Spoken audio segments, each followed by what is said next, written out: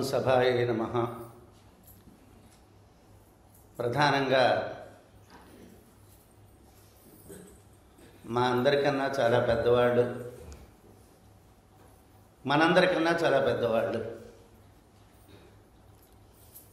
వయోవృద్ధులు, జ్ఞానవృద్ధులు, doctor మహామహోపాధ్యాయ శలాక రఘునాథ శర్మ గారు, వారికి నా నమస్కారాలు. ఎందుకంటే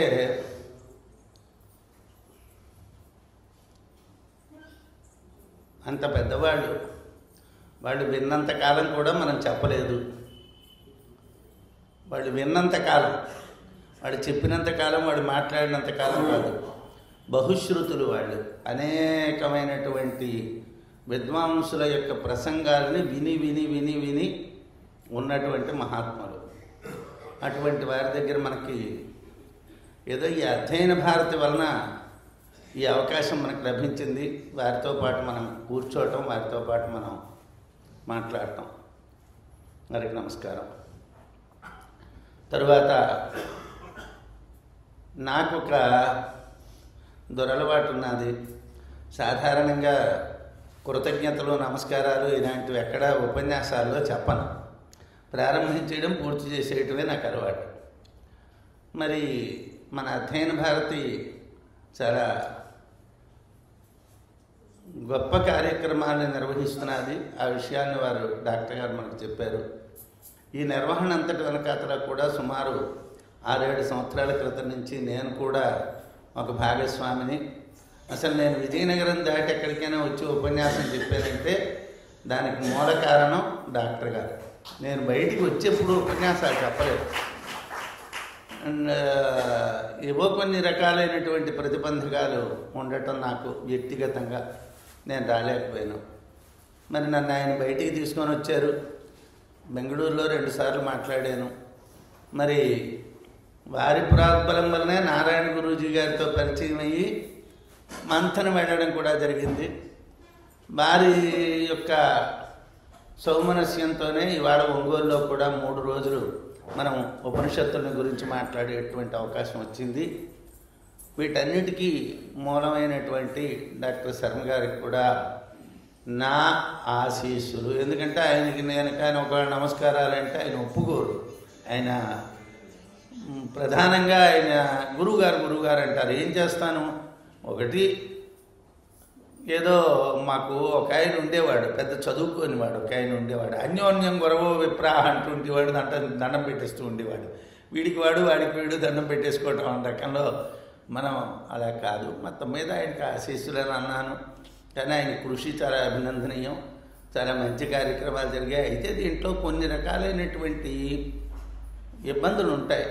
సామూహిక కార్యక్రమాలు చేసేటప్పుడు టైంను పాటించటం, టైము కార్యక్రమాలు జరపటం, ఇవన్నీ చాలా కష్టతరమైనటువంటి విషయాలు. అందరికీ ఒకే రకంగా అనుకూలంగా ఉండదు. మన ఎవరము కూడా ఒకవేళ మనకు అనుకూలంగా జరిగినా ప్రతికూలంగా జరిగినా ఇంత మహత్తరమైనటువంటి కార్యక్రమంలో పాల్గొగలిగాము, ఇదే మన అదృష్టం అని భావించాలి అని నేను అనుకుంటూ ఉన్నాను. అంతకన్నా మరి ఇంకేం చెప్పడానికి లేదు. నేను విషయంలోకి వస్తాను. అయితే ప్రధానంగా ఏంటంటే మనం సూత్ర సంహిత అనుభూతి ప్రకాశం ఎలాగైతే ఒక అద్భుతమైనటువంటి గ్రంథమో, సూత్ర సంహిత కూడా అద్భుతమైనటువంటి గ్రంథం. ఒకవేళ అధ్యయన భారతి భవిష్యత్తులో చేపట్టేటువంటి సమయం, మనకు ఏర్పడేటువంటి సమయంలో ఖాళీ ఏర్పడినప్పుడు ఒకరోజు మనం సూత్ర సంహితని కూడా అధ్యయన కార్యక్రమాల్లో పెట్టుకుంటే మనకి మంచి జ్ఞానాన్ని కలగడానికి అవకాశం ఉంటుంది. సరే, ఇప్పుడు ఇక్కడ వ్యక్తి కాదు నాకు, అంటే నేను చదివినటువంటి దాన్ని బట్టి నేను సూచన చేశాను. నేను వ్యక్తిని మాత్రమే. కానీ అధ్యయన భారతి ఒక సంస్థ. ఒక సంస్థలో ఇలాంటి కార్యక్రమాలు జరగడం, తెలియటం గొప్పది. పుస్తకాలు అసలు పరిచయం అవ్వాలి. అనుభూతి ప్రకాశం ఎవరికి పరిచయం ఉంది? అది పరిచయంలోకి వచ్చింది. అద్వైతమ గ్రంథం ఎవరు చదువుతున్నారు? ఎవరో వేదాంతం చదువుకున్న వాళ్ళు అద్వైతమ గ్రంథం చదువుతున్నారు. అమృత బిందు ఉపనిషత్తు, కైవల్యోపనిషత్తు, ఇలా ఉపనిషత్తులు ఎవరు చదువుతున్నాం? మనం అన్నీ ఎంతసేపు ఏదైనా మాట్లాడితే భాగవతం, భారతం, రామాయణమే. ఉపన్యాసకులు మాట్లాడేవంతా 3 పుస్తకాలే, మరి అంతకన్నా ఏముండవు. మరి అధ్యయన భారతి ఉపనిషత్తులని గురించి చెప్తున్నది, ప్రకరణ గ్రంథాల గురించి చెప్తున్నది, చాలా మంచి విషయాలని. సౌందర్యలహరి ఒకటి జరుగుతున్నది. సౌందర్యలహరి వాస్తవానికి అద్వైత గ్రంథం. సౌందర్యలహరి అంటే అదేదో ఒక కావ్యం లాంటిది, స్తోత్రము, లేకపోతే శంకరాచార్యుల వారి యొక్క పాండిత్యము, కవిత్వము దాంట్లో ప్రధానం అని నేను అనుకోను. శంకరాచార్యుల వారికి ప్రధానం అద్వైతం, ఆయన ప్రాణం అద్వైతం. కాబట్టి ఆయన అద్వైతాన్నే అక్కడైనా అందిస్తారు. మనం సరే దీంట్లోకి వద్దాం. ముండకోపనిషత్తు మీరు విన్నారు, మననం కూడా చేశారు. ముండకోపనిషత్తుకి సంబంధం కలిగినటువంటి సూత సంహిత సారాన్ని మనం చదువుతున్నాం. సూత సంహితలో కొన్ని శ్లోకాలు మాత్రమే తీసుకొని ముండకోపనిషత్తుకి దానికి ఉన్నటువంటి సంబంధాన్ని మాధవాచార్యుల వారు అంటే విద్యారణ్యులు అందించినటువంటి విధానంలో బ్రహ్మసూత్రాలతో ప్రధానంగా చెప్పాను కదా. శంకరాచార్యుల వారి సూత సంహితని 18 సార్లు చూసి 18 సార్లు తర్వాత సూత సంహితనేమో ఆయన పరిశీలించిన తర్వాత బ్రహ్మసూత్రాలకి వ్యాఖ్యానం రాశారంటే ఎంత గొప్పదో ఆలోచించండి. మనం ఎంత సమయం ఖర్చు పెట్టాలో ఆలోచించండి. అధ్యయన భారతిలో గంట సేపు ఉపన్యాసం వినడానికి మన 60 మంది సభ్యుల్లోని 20 మంది, 25 మంది, 30 మంది కన్నా రావడానికి ఇష్టపడటం లేదు మనం. ఏమంటే ఆ సమయం ఎప్పుడే ఏదో పని ఉన్నదని దాన్ని దాటవేస్తాం. తర్వాత వీడియో వింటా ఉంటున్నాం. వీడియో వినకూడదని నేను అనలేదు. యూట్యూబ్లో వీడియోలు ఉన్నాయి. ఎన్ని వీడియోలు మనం వింటున్నాం రోజు ఉదయం లేచి? మనకి ఎప్పుడూ పనులు ఉంటాయి. పనులు ఏంది? ఇప్పుడు మనం పుట్టిందే పనిలో పుట్టాం, ఉన్న రోజులంతా పనుల్లోనే ఉంటాం. కాదు, మనం ఎక్కువ చదవాలి. 84 సంవత్సరాల దగ్గరగా వచ్చాయి అనుకుంటాను. మన శలా గురువు గారు ఈ రోజు వరకు ఆయన పని చేయగలుగుతున్నారంటే మన ఆయనకన్నా ఒక 20 ఏళ్ళు 15 ఏళ్ళు వెనకాతలు ఉన్నవాళ్ళని చేతులు ఎత్తేస్తున్నాం. అంటే మనం ఆలోచించండి మనం ఎలా ఉన్నాము. గంట సేపు మనం ఉపన్యాసం వినడమే కష్టమంటే మనం ఎప్పుడు మనం దాన్ని చదువుతాం? ఎన్ని పుస్తకాలు మనం చదవగలం? ఏమీ చదవకుండా బహూనాం జన్మనామంతే జ్ఞానవాన్ మాం ప్రపద్యతే.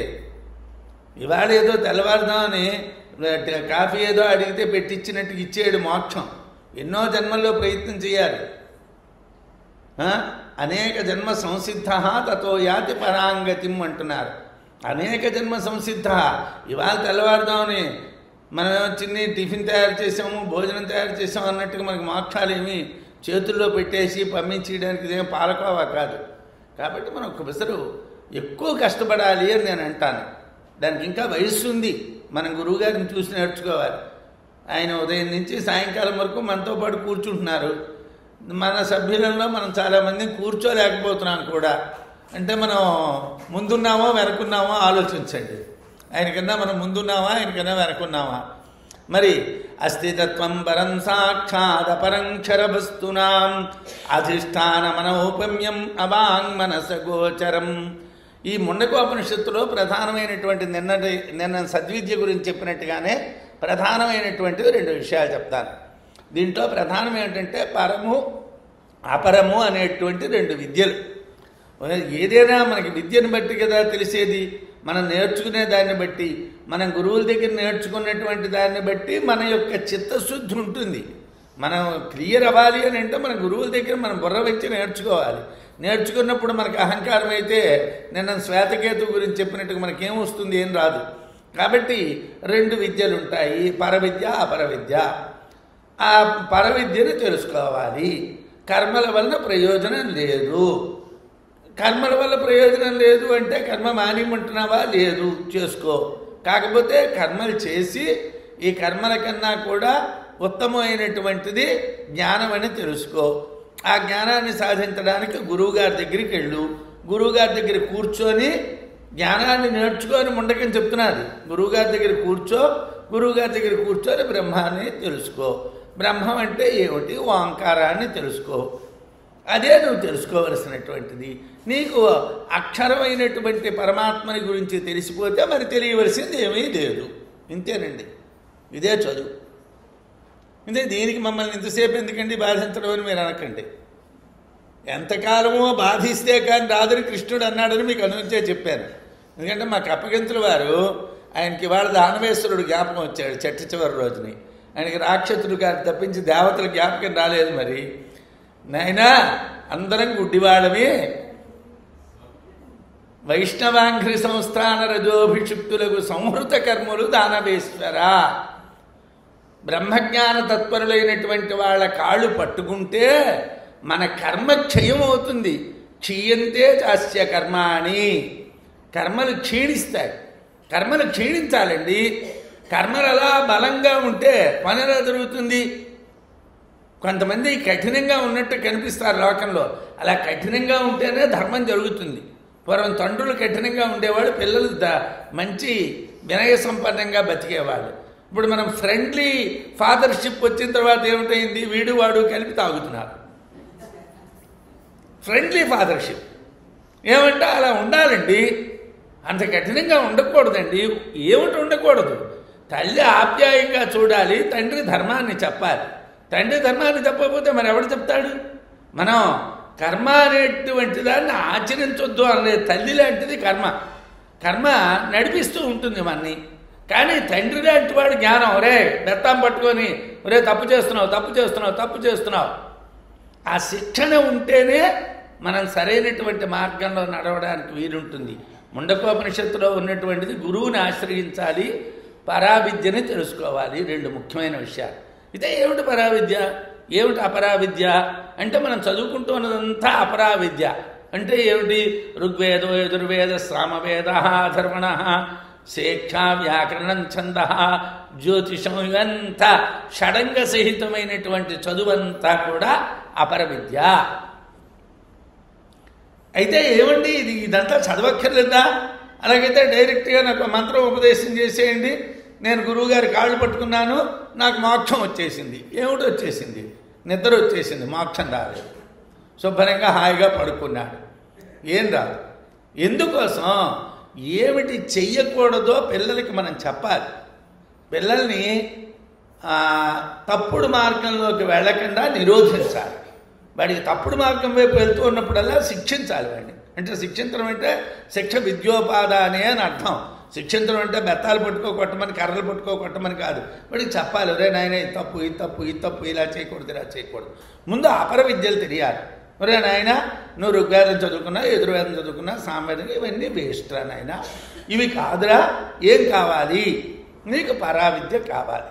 పరావిద్య అంటే ఏమిటన్నా అంటే యయాతదక్షరం అధిగమ్యతే, దేని చేతనైతే అక్షర పరబ్రహ్మాన్ని నువ్వు పొందుతున్నావో దాన్ని పరావిద్య అంటారు. పరావిద్య అంటే మరి ఇంకేం లేదు నాన్న, నీకు పరబ్రహ్మాన్ని పొందేటటువంటిది ఏదో అదే పరావిద్య. అంటే ఏమండి ఉపనిషత్తుల పరావిద్య కాదండి. ఉపనిషత్ శబ్దరాశి నా శంకరాచార్యుల వారి వ్యాఖ్యానంలో ఉపనిషత్తుల యొక్క శబ్దరాశి పరావిద్య కాదు అని చెప్పారు. మరి ఏం చెప్పారు? మేము తత్వాన్ని చెప్తున్నామండి, మేము శబ్దాన్ని చెప్పడం లేదు. మీరు పుస్తకాలు ఎన్ని చదివారని మేము అడగటం లేదు, మీకు ఎంత బుర్రకి ఎక్కిందని అడుగుతున్నాం. మీకు ఏది వచ్చింది? ఏమండి ఒక ఆయన ఏదో అశోకుడు చెట్లు నాటించను అని రాత్రంతా నిద్ర లేకుండా చదివేవాడు. తెల్లారులేచి పరీక్ష పోయేది. ఎందుకోసం? వాడు చదివింది ఏమిటో వాడి బుర్రకి ఎక్కలేదు, చదివాడంతే, నోరే పనిచేసింది. ఈ నోరు పనిచేస్తే శబ్ద రాశి వల్ల జ్ఞానం రాదు. జ్ఞానం కావాలి అని అంటే బుద్ధి పనిచేయాలి. అస్థితత్వం పరం సాక్షాత్ అపరం క్షరవస్తునాం అధిష్టానం అనౌపమ్యం అవాంగ్మనస గోచరం. ఇది వాక్కుకి మనస్సుకి గోచరించదు. ఏతో వాచా నివర్తంతే అప్రాప్య మనసా సహా అంటున్నాం. తస్మిన్ సువిదితే సర్వం సువిజ్ఞాతం స్యాత్. అది తెలిస్తే అన్నీ తెలిసినట్టుగానండి. తదాత్మకత్వాత్ సర్వస్య నాస్త్యేవహి భిదా స్వతః. స్వతహాగా విద్యల్లో రెండు రకాలని లేవండి. కాకపోతే ఉన్న ఒక్క బ్రహ్మాన్ని తెలుసుకుందికి అవసరం కానటువంటి వాటిని వదిలియాలి, కావలసినటువంటి వాటిని పట్టుకోవాలి. అంతా కూడా పరబ్రహ్మమే. తదాత్మకత్వాత్ సర్వస్య నాస్త్యేవ భిదాగతి. 2 రకాలైనటువంటి మార్గం లేదు అంటున్నారు మాధవాచార్యులు వారి వ్యాఖ్యానంలో. ఒక్కటే మార్గం ఉన్నది, 2 మార్గాలు లేవు. ఉన్న ఒక్క మార్గాన్ని తెలుసుకుందికి అపమార్గాలు అంటే ఇక్కడ మనం వస్తున్నప్పుడు 4-5 కటింగులు ఉన్నాయనుకోండి, ఇష్టం వచ్చినటువంటి కటింగుల్లోకల్లా వెళ్తూ రామనుకోండి, మనం ఇక్కడికి రావడానికి 12 అవుతుంది. సమీపంలోనే ఉన్నాం, దగ్గరలోనే ఉన్నాం, కానీ మనం రావలసినటువంటి మార్గంలో వస్తే 2 నిమిషాల్లో వస్తాం. మనం మార్గాల్ని మార్చుకో వస్తే రాత్రికి వస్తాం. కాబట్టి నువ్వు అనవసరమైన దారుల్లో తిరక్కో.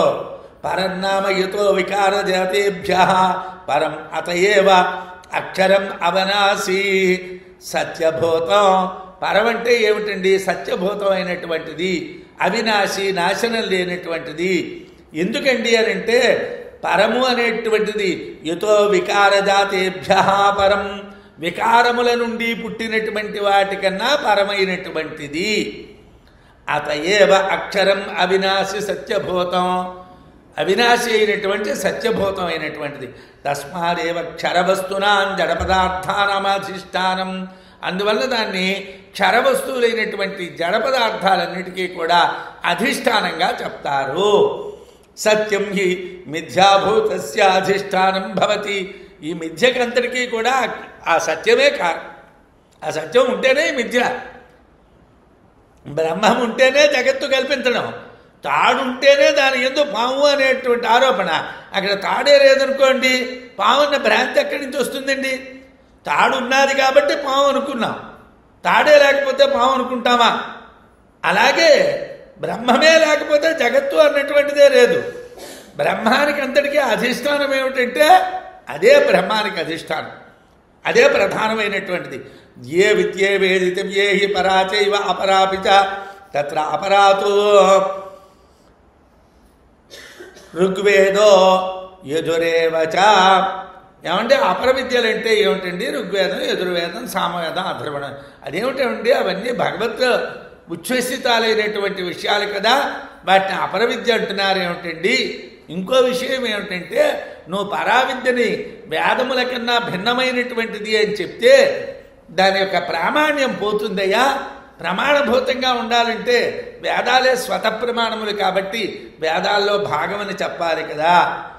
అధైషా పరా విద్యా సాయయా తత్పరమక్షరం గమ్యతే సుదృఢం ప్రాజ్ఞై. ప్రాజ్ఞులైనటువంటి వాళ్ళు దృఢంగా పొందడానికి ఉన్నటువంటి దారి ఏమిటంటే అక్షరమైనటువంటి బ్రహ్మాన్ని పొందడానికి దారి పరావిద్య మాత్రమే. కస్మిన్ను భగవో విజ్ఞాతే సర్వమిదం విజ్ఞాతం భవతి.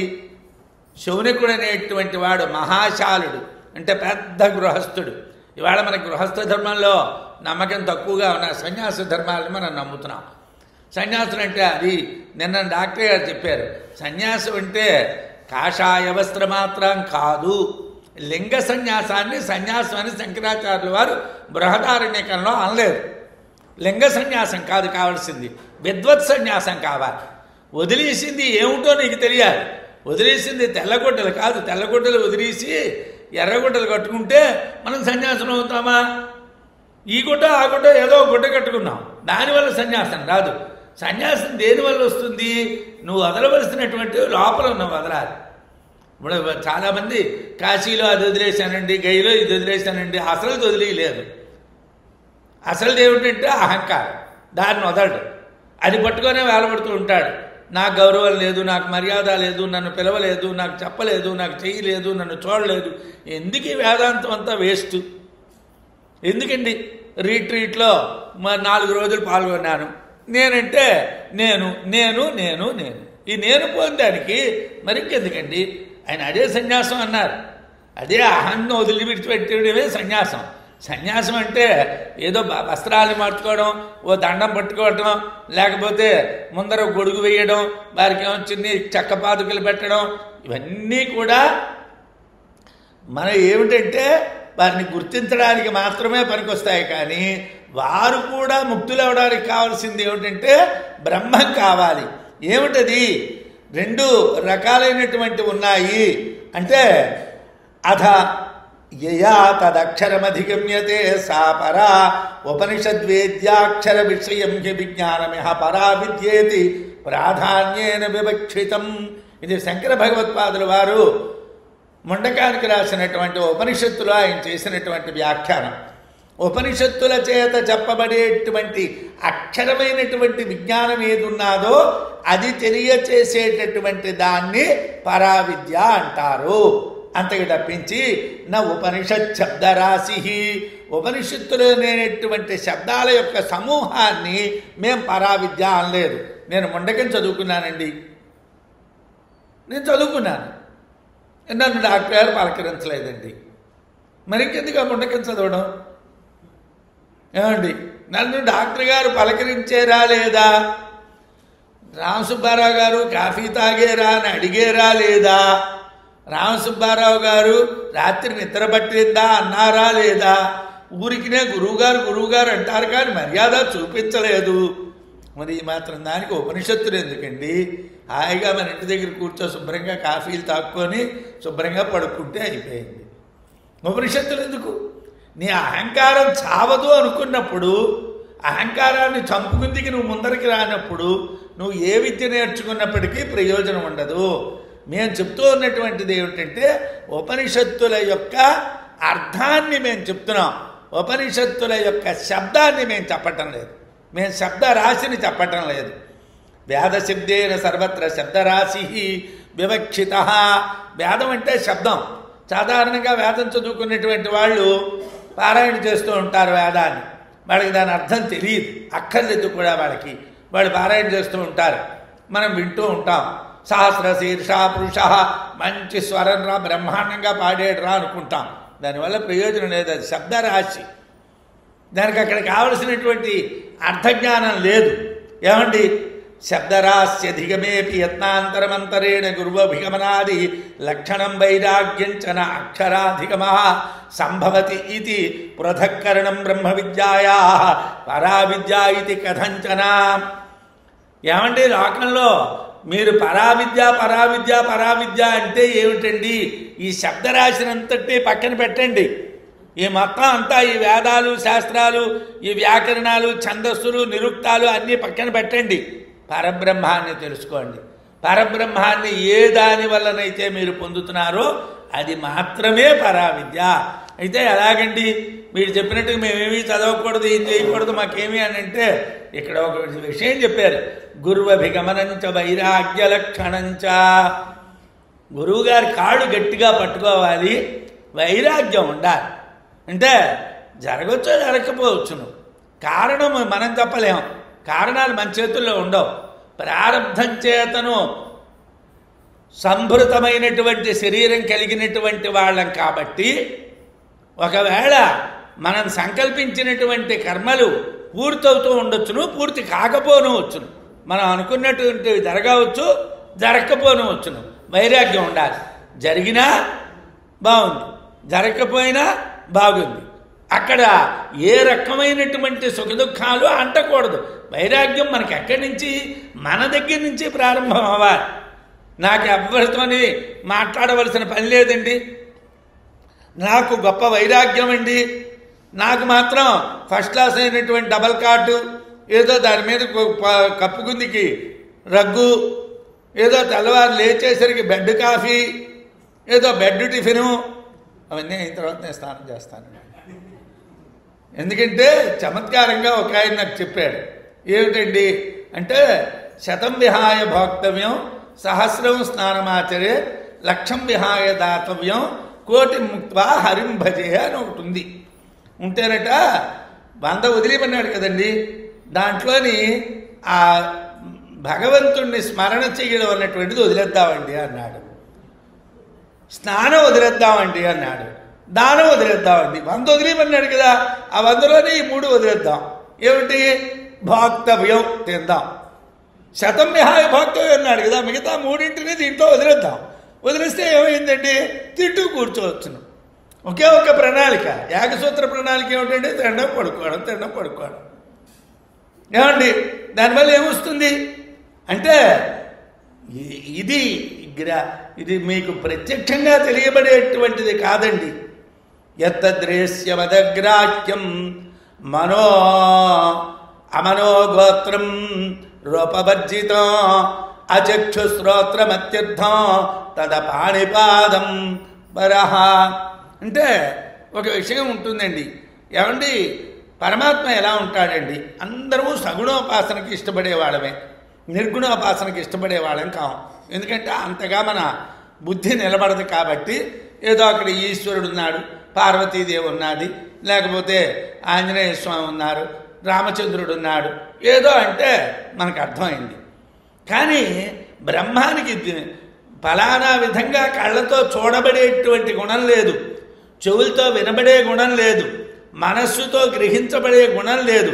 నిత్యం విభుం సర్వగతం, నిత్యమైనటువంటి వాడు, విభుడైనటువంటి వాడు, సర్వగతుడైనటువంటి వాడు, సూక్ష్మమైనటువంటి వాడు, వాడు పరమాత్మ. దీనికి ఆయన ఉదాహరణలు చెప్పారు. సాలెపురుగు ఎలాగైతే ఒక గూడును ఏర్పాటు చేసుకొని ఆ గూడులో ప్రవేశించి తరువాత ఆ గూడుని తానే మళ్ళీ లోపలికి తీసుకుంటుందో అలాగ పరమాత్మ ఈ సృష్టిని చేస్తున్నాడు అన్నారు. ఇక్కడ ఒక దోషం ఉన్నది అంటారు వేదాంతులు. ఏమిటి? సాలెపురుగు తన కోసం గూడు కట్టుకున్నది, స్వప్రయోజనం కోసం కట్టుకున్నది. అంటే పరమాత్మకి ఏమైనా స్వప్రయోజనం ఉందా ఈ జగత్తును కల్పన చేయటంలో? పోని కాదండి, అది తీసేయండి, తీసి భూమి నుండి ఔషధులు పుడుతున్నాయండి, అలాగే పరమాత్మ నుండి జగత్తు కల్పించబడ్డాదండి. ఎక్కడా దోషం ఉన్నదండి? భూమి జడం, ఔషధులు జడం, జడం నుంచి జడం పుట్టిందండి. అయితే పరమాత్మ కూడా జడం అంటారా? అబ్బే కాదండి. మరి ఎలాగండి అంటే, ఏమంటే బుర్ర మీద వెంట్రుకలు పుడుతున్నాయి కదండి, అలాగండి అన్నారు. ఈ వెంట్రుకలు ఉన్నవాడు చేతనుడు, వీడు బతికే ఉన్నాడు కదండి. చచ్చిపోయిన వాడి బుర్ర మీద వెంట్రుకలు మరి పెరగవు, బతికున్నవాడి వెంట్రుకలే పెరుగుతాయి. అంటే వీడు చేతనుడు. చేతనుడి నుంచి పుట్టినటువంటి వెంట్రుకలు అచేతనములు, అచేతనములైనటువంటి వెంట్రుకలు చేతనమైనటువంటి దాని నుంచి వచ్చినట్టుగా చేతనమైనటువంటి పరబ్రహ్మము నుండి అచేతనమైనటువంటి జగత్తు ఏర్పడుతున్నది అని చెప్పారు. అయితే తపసా చీయతే బ్రహ్మ, ఇది ఎలా పట్టుకోవాలి అంటే తపస్సు చేత బ్రహ్మం వృద్ధి పొందుతుందండి. తపస్సు అంటే ఏమిటండి?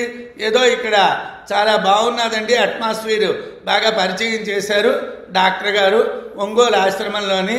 ఏమండి, ఒక ఏడాది పాటు నేను తపస్సు చేసుకుంటాను, మీరు ఎంత తీసుకుంటారండి? ఏదో వీళ్ళు ధార్మిక సంస్థ కాబట్టి మీకు రూమ్ ఇస్తామండి, ఎంతో కొంత ఇవ్వండి, మీరు ఉండండి, తినండి, హాయిగా ఉదయం లేచి ఏ చెట్టు కిందో పుట్ట కిందో కూర్చొని కాఫీ వేళ కాఫీ, మధ్యాహ్నం భోజనం, రాత్రి పలహారం, కాలక్షేపం చేస్తూ తపస్సు చేస్తున్నారండి. ఈ తపస్సు కాదండి. తపస్సు అంటే ఏమిటండి అంటే జ్ఞానాన్ని తపస్సు అంటారు. తదన్న జ్ఞానాన్నే తపస్సు. తపస్సు అనేటువంటి పదానికి జ్ఞానం, జ్ఞానం చేతనే బ్రహ్మం వృద్ధి పొందుతుంది. అంటే మనలో వృద్ధి కలగాలంటే జ్ఞానం కావాలి. అయితే తదన్నమభిజాయతే అన్నాత్ ప్రాణ మనస్సత్యం లోకా కర్మసుచానృత అమృతం. ఏమండి, ఆ అన్నం అనేటువంటిది తపస్సు నుండి వృద్ధి పొందింది, దాని నుండి ప్రాణం, దాని నుండి మనస్సు, దాని నుండి సత్యము, దాని నుండి కర్మముల యందు అమృతములైనటువంటి లోకములు కలిగేయండి అని చెప్పాం. అంటే మన ఉన్నటువంటి స్థితి మనకు అర్థం అవటం కోసం ఇదంతా తెలుస్తున్నది. అయితే అన్నం అంటే ఇక్కడ ఏమిటండి? అన్నం అంటే మనం తింటూ ఉన్నటువంటి అన్నం కాదు. అన్నం నామ వ్యాచికీర్షితావస్థారూపం. వ్యాచికీర్షితావస్థారూపం అవ్యాకృతం. అవ్యాకృతం అంటే వ్యాకరించబడనటువంటి. మరేమిటండి? వ్యాచికీర్షిత అవస్థారూపం, విస్తరించాలి అనేటువంటి ఆలోచన కలిగినటువంటిది అన్నం. అన్నం విస్తరిస్తుంది, విస్తరించాలన్నటువంటి ఆలోచన కలిగినటువంటిది, కానీ అది అవ్యాకృతమైనటువంటిది. ఇది బ్రహ్మం నుండి జ్ఞానక్రియాశక్తి రూపంగా అవిద్యాకర్మభూతమైనటువంటి జగద్బీజం కలుగుతున్నది. దాని నుంచి మనస్సు, దాని నుంచి ప్రాణము, సత్యాఖ్యమైనటువంటి ఆకాశాది పంచభూతాలు కలుగుతున్నాయి అని మనకు చెప్పారు. ఇదంతా కూడా ఆయన సూత సంహితలో ముండకోపనిషత్తులో ఉన్నటువంటి విషయాల్ని ప్రతిపాదించారు. అయితే ఏమండి, ఇది పొందడానికి నేను ఏ కర్మలు చేస్తే బాగుంటుందండి? ముందు కర్మల్ని ప్రశంసించారు. ఈ కర్మలు చాలా గొప్పవి, ఈ కర్మల్ని మీరు ఆచరించండి, దీనివల్ల మీకేమో మేలు కలుగుతుంది అన్నారు. అని పరీక్ష కర్మచితాన్ లోకాన్ బ్రహ్మణో నిర్వేదమాయాత్ అన్నారు. అనేకమైనటువంటి కర్మల్ని చేసిన తర్వాత ఈ కర్మలు వృధా అని తెలుసుకోమన్నారు. ఏమండి, ఒక 30, 35, 40 డిగ్రీలు సంపాదించారు డాక్టర్ గారు, మంచి వైద్యం చేశారు, భగవంతుడు ఐశ్వర్యాన్ని కూడా ఇచ్చాడు, ఇది వేస్ట్ అన్నారు, వదిలేశారు. వదిలేశారంటే ఎవరికి చేయడం లేదని కాదు, ప్రవృత్తిగా వదిలేశారు. వదిలేసి ఏం పెట్టుకున్నారు? హాయిగా బ్రహ్మజ్ఞానాన్ని ప్రయత్నం చేసుకుందికి ఏమిటి చదువుకుంటే బాగుంటుంది. ఆ చదువుకోవటం కూడా బ్రహ్మసూత్రాల్లో 2 రకాలుగా చెప్తారు. మనం పుస్తకాలు పట్టుకొని చదువుకోవచ్చును, ఓ 10 మందిని కలిపి చదువుకోవచ్చును. 10 మందిని కలిపి చదువుకోవాలని అధ్యయన భారతి పెట్టారు. అందరం కలిపి చదువుకోవడం అనేటువంటి ఏర్పాటు చేసుకున్నాం. అంతే. ఏమిటి ఇక్కడ? కర్మచితాన్ లోకాన్ పరీక్ష వైరాగ్యం ఆప్నోతి. కర్మచితాలు ముందు మనం చెయ్యకుండా, అసలు ఆయన డాక్టర్ వృత్తే చేయలేదా? చేశారు. ఏమండి, శివానంద మహారాజు గారు కూడా మలేషియాలో డాక్టర్గా వృత్తిని ఆచరించిన తర్వాత ఋషికేశ్ వచ్చి సేవాభావంతో ప్రారంభించి పెద్ద శివానంద మహారాజు గారి ఆశ్రమం దివ్యజ్ఞాన జీవన సంఘం అంటే డివైన్ లైఫ్ సొసైటీ అంటే ఋషికేశ్లో చాలా నోటెడ్, చాలా పెద్దది. అంత సంస్థ వరకు ఆయన విస్తరించారు. ఆయన బ్రహ్మసూత్రాలకి వాటికి వ్యాఖ్యానాలు రాశారు. ఎక్కడి నుంచి వచ్చింది అంటే, నువ్వు ముందు దాంట్లోకి వెళ్ళు, ఇది అవసరం లేదని పక్కన పడేసి అప్పుడు దాంట్లో దిగు, దాని లోతుపాతులు తెలుసుకో. ఎందుకు?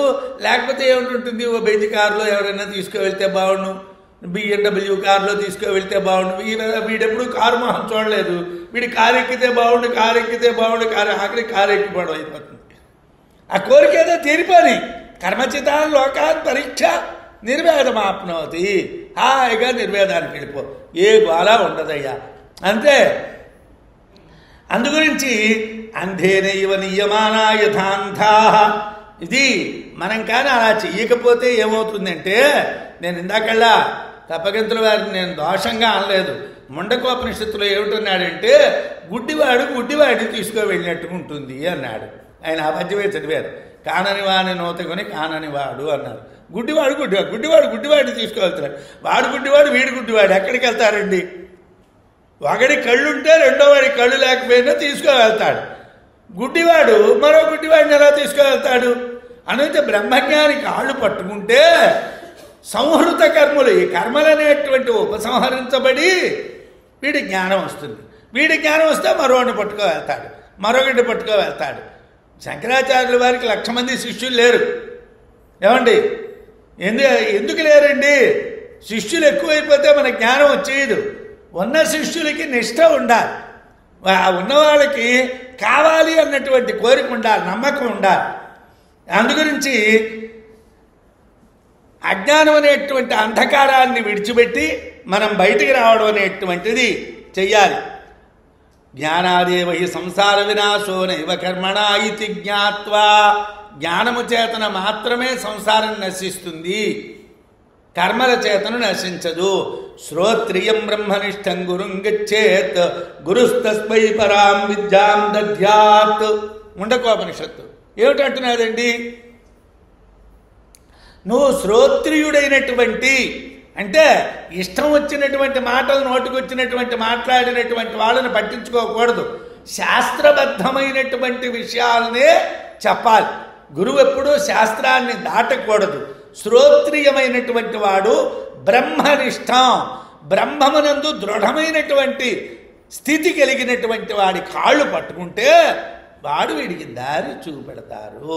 ఇంకొక రకంగా వీడు అవతలొడ్డికి వెళ్ళడం జరగదు అని ఈ సోదర సంహితలో మనకి బోధిస్తూ ఇక్కడ ఒక విషయాన్ని ఆయన చెప్తున్నారు. ఏమిటండి అని అంటే, యథా స్ఫులింగా దీప్తాదగ్నేర్జాయమానా తత్రైవ పునః లీయమానాః న తతోతిరిక్తా ఏవం చిద్రూపామి జీవలక్షణాః భావాః అపి దేహేంద్రియాది లక్షణోపాధి జననవశేన చిద్రూపాద్ బ్రహ్మణః జాయమానః తత్రైవ అక్షరే తదుపాధిలయేన అపరిచ్ఛిన్నే నభసి ఘటాకాశివల్లీయమానా న తతో అతిరిచ్యంత ఇత్యర్థః. ఏమండి, ఎలాగైతే నిప్పు కణికల నుంచి వచ్చినటువంటి మిణుగురులు మళ్ళీ నిప్పు కణికల్లో లీనమైపోతాయో అలాగే బ్రహ్మము నుండి ఏర్పడ్డటువంటి ఈ జీవభావము అనేటువంటిది బ్రహ్మమునందే లీనమైపోతుంది. నో, మరి ఇంకంతకన్నా ఏమీ లేదు అని చెప్పి ఇక్కడ నన్ను జీవత్వస్యాపి ప్రాణాదిమత్వం కించ నస్యాదితి ఆశంక్య సర్వోపాధి వినిర్ముక్తం స్వరూపమాహ. జీవత్వాదులకి ప్రాణాలు ఉంటాయి కదండి, అవి ప్రత్యేకం కదా అంటే కాదండి. ఆయన దివ్యోహ్యమూర్త పురుష సబాహ్యాభ్యంతరోహ్యజ, లోపల బయట కూడా పుట్టుక లేనటువంటి వాడు పరబ్రహ్మం అండి. ఈ పరబ్రహ్మాన్ని మీరు తెలుసుకోండి అని పరబ్రహ్మాన్ని తెలుసుకుందికి గురువుని ఆశ్రయించి పరబ్రహ్మాన్ని తెలుసుకోమన్నారు. అయితే ఇది ఎక్కడ ఉంటుందండి? నీలోనే ఉన్నదండి. నువ్వే ఊరు వెళ్ళి వెతకక్కర్లేదండి. దీనికోసం నువ్వే ఊళ్ళంటూ తిరగక్కర్లేదు. నీ హృన్మధ్యంలో, గుహాయాం అంటే హృదయ మధ్యంలోనే ఉన్నది. ఎలా పట్టుకోమంటావండి?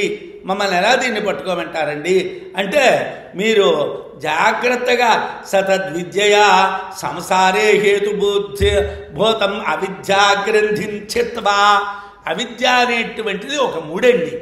ఏమండి, ముడి వేసాం, ఆ ముడిపోతే ఎలాగండి? ముడిపితేనే నడవడానికి అవుతుంది, ముడిపితేనే బతకడానికి అవుతుంది. ముడి ఇప్పాలి. ఆ ముడి విడాలి అని అంటే, అవిద్యాగ్రంథి విడాలి అని అంటే జ్ఞానాన్ని ఆశ్రయించాలి అని ఈ విషయాన్ని చెప్పి, దీన్ని బ్రహ్మసూత్రాల్లో ద్యుభ్యాద్యధికరణము అని ఉంటున్నది. ద్యు భూ ఆది అధికరణము, ద్యుభాద్యధికరణము అని ఒక అధికరణం ఉన్నది. అంటే ద్యు అంటే ఆకాశము, అంటే దివ్యమైనటువంటి లోకాలు, భూలోకములు, వీటికి సంబంధించినటువంటి అధికరణం. దీంట్లో పురుషయే వేదం విశ్వం కర్మతపో బ్రహ్మ పరామృతం అనేన మంత్రాల్లోక, ఈ మంత్రం చేతను కర్మము అనేటటువంటిది, తపస్సు అనేటువంటిది కూడా పరమైనటువంటి విషయానికి లొంగి ఉండేటువంటివి. కర్మ తపో బ్రహ్మ పరామృతం, కర్మ తపస్సు అనేటటువంటివి బ్రహ్మము అనేటువంటి అమృతానికి లొంగబడి ఉంటాయి. బ్రహ్మేదం అమృతం పురస్తాద్ బ్రహ్మ పశ్చాత్ బ్రహ్మ ఉత్తరత బ్రహ్మ దక్షిణత బ్రహ్మ, అంతటా బ్రహ్మమే ఉన్నది.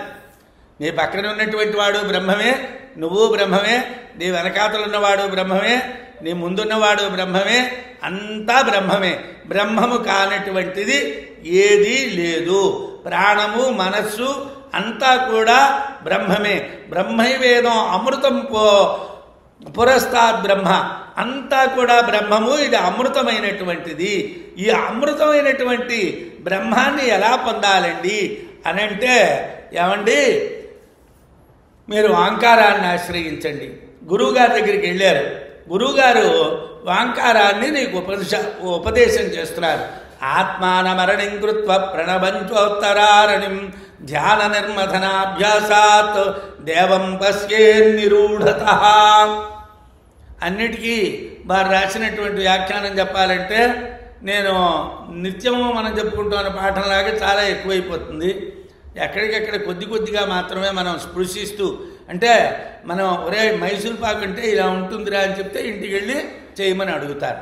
అంతే తప్పించి ఇక్కడే మైసూర్ పాకు 1 కేజీ మనిషి తప్పున పెట్టామనుకోండి, వాళ్ళని అంబులెన్సుల్లో తీసుకు వెళ్ళాలి తప్పిస్తే మామూలుగా ఇళ్ళకి వెళ్ళరు. వెళ్తారా? వాళ్ళకి ఏమిటి రుచి, చిన్న ముక్క వేసి చూపించాలి. ఇలా ఉంటుంది మైసూర్ పాకు, మీ ఇంటికి వెళ్ళి శుభ్రంగా తింటురా అని చెప్పాలి. అందుగురించి ఇక్కడ చిన్న చిన్న ముక్కల మీద తింటున్నాం. ఏమిటా ముక్క అంటే, ఆత్మానమరణిం కృత్వ, ఆత్మ అనేటువంటిది పూర్వ అరణం అంటే అగ్ని మథనాన్ని చెయ్యాలి అని అంటే 2 అరణులు ఉంటాయి. కిందన ఒకటి ఉంటుంది, మీదన ఒకటి ఉంటుంది. ఆ కిందన ఉన్నటువంటి దాంట్లో ఈ మీద ఉన్నటువంటి కర్ర పెట్టి ఇలాగా మథనం చేస్తారు. దాంట్లోంచి అగ్నిహోత్రం పుడుతుంది. ఆత్మానమరణిం కృత్వా ప్రణవంచోత్తరారణిం. ప్రణవం ఓంకారం అనేటువంటిది ఉత్తరారణి, కిందనున్నటువంటిది మనం, మీదనున్నటువంటిది ఓంకారం. గట్టిగా పెడితే అగ్నిహోత్రం పుట్టి కాలిపోతుందండి, మొత్తం వ్యవహారం కాలిపోతుంది. ఈ ఓంకారాన్ని గట్టిగా చేయాలి. మనం ఓంకారాన్ని ఎంత గట్టిగా చేస్తే అంత గట్టిగా మనం పొందగలుగుతాం.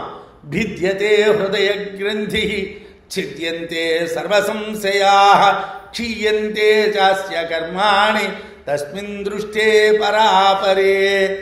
పరము అపరము అనేటువంటివి రెండూ దర్శించాలండి. అంటే ఎక్కడికి వెళ్ళకూడదో తెలుసుకోవాలి, ఎక్కడికి వెళ్ళాలో తెలుసుకోవాలి. ఈ రెండూ తెలుసుకున్నటువంటి వాడికి మాత్రమే హృదయ గ్రంథులు చిన్నమైపోయి అన్ని సంశయాలు కూడా నశించిపోయి వాడి కర్మలన్నీ నశించిపోయి వాడు పరమాత్మని పొందుతాడు. పరాపరే కార్యకారణ రూప పరమాత్మ రెండు రూపాలు తెలియాలి. కార్యరూపమైన పరమాత్మ మనకి తెలుసు, కారణ రూపమైనటువంటి పరమాత్మని కూడా తెలుసుకోవాలి. ఈ విషయాన్ని ముక్తోపసృప్యపదేశ అనేటువంటి సూత్రంలో, బ్రహ్మసూత్రంలో శంకర భగవత్పాదుల వారు అన్వయం చేశారు. అంటే అన్ని సూత్రాలని మొత్తం బ్రహ్మసూత్రాలంతా ఉపనిషత్తుల మీద ఆధారపడే ఉంటుంది. నేను చెప్పాను కదా, చదువు చెప్పేటప్పుడు మాస్టర్లు ఏం చేస్తారంటే విషయం ఏమో చాలా విస్తృతంగా ఉంటుందండి. దాని ముందు వాడికి ఒక చిన్న సూత్రంలో వాడికి చెప్తారు, ఒరే ఇది అని. దానికి విస్తృతమైనటువంటి వ్యాఖ్యానం చేస్తారు. ఉపనిషత్తుల్లో చాలా గొప్ప విషయాలు ఉంటాయి. అవన్నీ అలా డైరెక్ట్గా పట్టుకురాకుండా ఏం చేశారంటే వ్యాస భగవానుడు చిన్న చిన్న ముక్కల కింద చేశాడు. చేసి వాటిని బ్రహ్మసూత్రాలను లోకంలో కుదిరాడు. ఇది అర్థం కాక మేము బుర్రలో పట్టుకుంటున్నాం. మేమంటే నేనని కాదు, చదువుకుంటూ అన్నవాడు. ఎంత చదివినా ఎంత అర్థం చేసుకున్నా బ్రహ్మసూత్రాలు ఇంకా ఉన్నాయి, ఇంకా ఉన్నాయి, ఇంకా ఉన్నాయి. నన్ను ఇంకా చదువు, నన్ను ఇంకా చదువు, నన్ను ఇంకా చదువు అంటుంది. ఎంతకన్నా చదువుతాం, ఎన్నాళ్ళు చదువుతారు. అందుగురించే దీర్ఘజీవి అయినటువంటి భరద్వాజ మహర్షి బ్రహ్మగారి కోసం తపస్సు చేశాట. చేస్తే బ్రహ్మగారు ఏమిటి కావాలి నీకని అడిగారట. అయ్యా నేను బ్రహ్మచర్య వ్రతంలో ఉన్నాను, ఈ అంటే పెళ్లి చేసుకోలేదు, ఈ బ్రహ్మచర్యంలోనే మొత్తం వేదాలన్నీ చదివిసుకునేటట్టు ఒక చిన్న వరం నాకు పడింది అన్నట్టు. అయితే అలాగే తప్పకుండా ఇచ్చేస్తాను, కాకపోతే వేదాలు ఎన్ని ఉన్నాయో నీకు చూపెడతాను, ఒకసారి నువ్వు ఆ వేదాలు నిజంగానే చదివిసుకుంటే నాకే అభ్యంతరం లేదన్నట్ట అని ఆయన అనంతమైనటువంటి వేదరాశుల్ని చూపించట. మళ్ళీ బ్రహ్మగారికి నమస్కారం చేసి, నా వల్ల కాదు బాబు, నేను కొన్ని కల్పాలు బ్రహ్మచర్యం చేసినా ఇది చదివేక వ్యవహారం లేదు, ఏదో చదువుకుందికి సరిపోయినంత నా చేతిలో పడేయండి సార్ అన్నట్ట. తమ్ ముష్టిత్రయమితం దదౌ, ఓ 3 పిడికిళ్ళు వేదరాశుల్ని తీసి ఆ భరద్వాజుడికి ఇచ్చేటివి చదువుకో చాలని. వాడు కల్పకోటి శతైరపి, 1 కోటి కల్పాలు ఆయన చదువుతున్నట్టు ఇప్పటికి పూర్తి కాలేటవాడు చదువు. ఇంకా మన చదువు ఎప్పుడు పూర్తవుతుందో మీరు లెక్క వేసుకోండి, ఇంటికి వెళ్ళి, ఇప్పుడు కాదు. అందుకోసం ముక్తోపసృజ్య వ్యపదేశాత్ అనేటువంటి బ్రహ్మసూత్రం చేతను ఎవరికి చెప్పమంటావయ్యా, ఇదంతా ఎవరికి చెప్పమంటావు అంటే, మాకెక్కడో డాక్టర్ గారు ఉన్నారండి, ఆయన అద్వైత అధ్యయన భారతి పెట్టారండి, అందరూ అద్వైతులేరండి, అక్కడ ఎవరు ద్వైతులు లేరు, అసలు ఆ ఉన్న మొత్తం సెట్ అంతా అద్వైతం సెట్ అండి, ఈ అద్వైతం సెట్ వాళ్ళకి చెప్పాలండి అన్నారు. అదే అన్నాడు ఆయన, ఎవరికి మోక్షమునందు ఆసక్తి ఉంటుందో వాళ్ళకి ఈ జ్ఞానాన్ని ఉపదేశించి, పరావిద్య ఎవడికి ఉపదేశించాలంటే ఎవడికి కావాలనుకుంటున్నాడో వాడికి తప్ప అక్కర్లేని వాడికి చెప్తే ప్రయోజనం ఏమిటి. అత పశ్చాత్ భాసమానం తత్ప్రథమ భావిన చేతనప్యేవ ప్రకాశమిత్యర్థ అని చెప్పి మనకి లోకంలో ఒక్క ముక్క చెప్పి ఆపేస్తాను. ఏమిటంటే 2 పక్షులు ఉన్నాయి, ఒక పక్షి తింటున్నది, మరో పక్షి సాక్షిగా ఉంటున్నది అన్నటువంటి మంత్రం ఒకటి, సుపర్ణో ద్వయుజౌ సఖాయౌ అన్నటువంటిది మనకు ఒకటి ఉన్నది. దాన్ని పట్టుకో మనం ఏవేవో ఆలోచిస్తూ ఉంటాం. అయితే ఇక్కడ ఏమిటంటున్నారంటే స్వపర్ణో స్వాభమానపత్ర ఉపాధి తాదాత్మ్య ఆపన్నత్వాజ్జీవ తత్కృత పుణ్యపాప ఫలం సుఖ దుఃఖస్యాత్మకం భుంక్తే. మనం చేసినటువంటి పాపాలు పుణ్యాలు మనం అనుభవిస్తూ ఉంటామండి.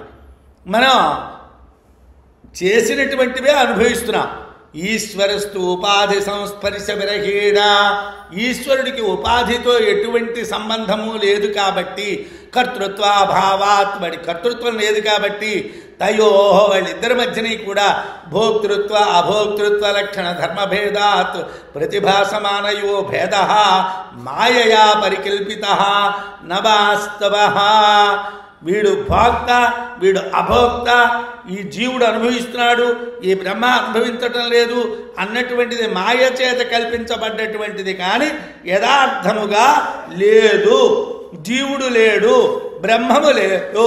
సునిశ్చితం బ్రహ్మ వేదనాత్ స్వానుభూతితః. ఏమండి, ఈ జ్ఞానం ఎలా కలుగుతుందండి? అనుభూతి వల్ల కలుగుతుందండి.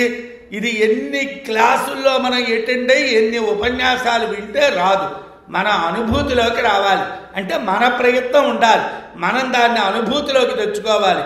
కులే భవతి నా బ్రహ్మవిత్తస్య సురపుంగవాహ. దేవతలను ఉద్దేశించి బ్రహ్మగారు చెప్తూ ఉన్నటువంటిది కాబట్టి బ్రహ్మగారు అంటున్నారు, అటువంటి వాడి వంశంలో బ్రహ్మవేత్త కానటువంటి వాడు పుట్టడు అని. అంటే మనం బ్రహ్మవేత్తలుగా మారడానికి, మనమే బ్రహ్మము అని తెలుసుకుందికి, నేనే బ్రహ్మము నేనే బ్రహ్మము అన్నప్పుడు ఇంక నువ్వు తెలుసుకోవలసింది కానీ నువ్వు చేయవలసింది కానీ లేదు. వశిష్ఠుడు గృహస్థుడు, నేనే బ్రహ్మాన్ని. అగస్త్యుడు గృహస్థుడు, నేనే బ్రహ్మాన్ని. విశ్వామిత్రుడు గృహస్థుడు, నేనే బ్రహ్మాన్ని. అత్రి గృహస్థుడు, నేనే బ్రహ్మాన్ని. గృహస్థులైనంత మాత్రాన్న బ్రహ్మ అవకపోవటం అంటూ ఉండదు. బ్రహ్మము అనేటువంటి దానికి గృహస్థ ఆశ్రమానికి ఏ సంబంధం లేదు. కాబట్టి నేనే బ్రహ్మాన్ని అనేటువంటి జ్ఞానాన్ని ఎవరైతే పొందుతారో వాళ్ళ వంశం అంతా కూడా బ్రహ్మవేత్తతో నిండి ఉంటుంది. శోకంతరది పాప్మానం గృహాగంధిర్వినశ్యతి. ఏదైతే శోకం ఉన్నదో శోకములు పాపములు తరించబడతాయి, గ్రంథులు విడిపడిపోతాయి. అమృతో భవతి ప్రాజ్ఞ. అటువంటి వాడు అమృతుడవుతాడు, ప్రాజ్ఞుడవుతాడు అని అన్నారు. ఇక్కడైతే ఈ